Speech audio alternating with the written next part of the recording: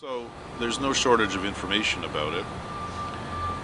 My own way of dealing with the subject material was in creating an opera to naturally simplify it somewhat and to stick to the basic themes, which was the downfall of the Third Reich and its leader in the final days of April 1945.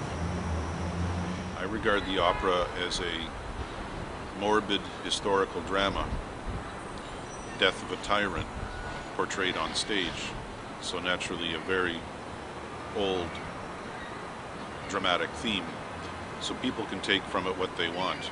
It's not written as a morality play, it's written as a morbid historical drama.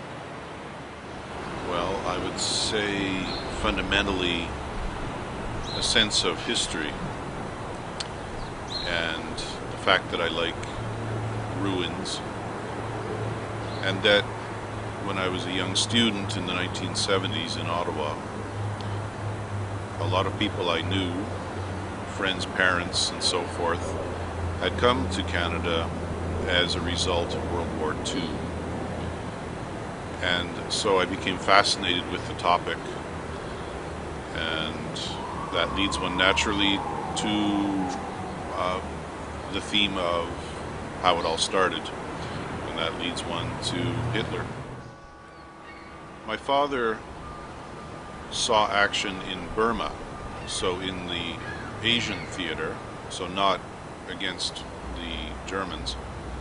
My uncle was the skipper of a corvette crossing the North Atlantic, so once again not directly on the front lines on the ground, although he was of course in a very dangerous situation.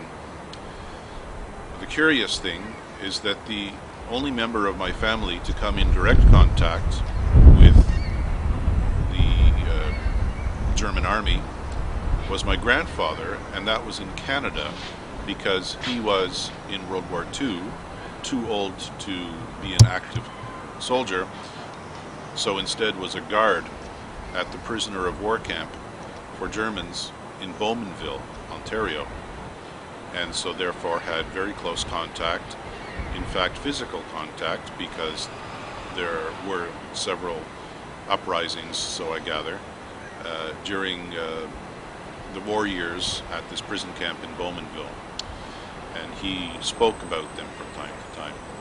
So in a sort of roundabout way, yes. If people come to Hrerbunker,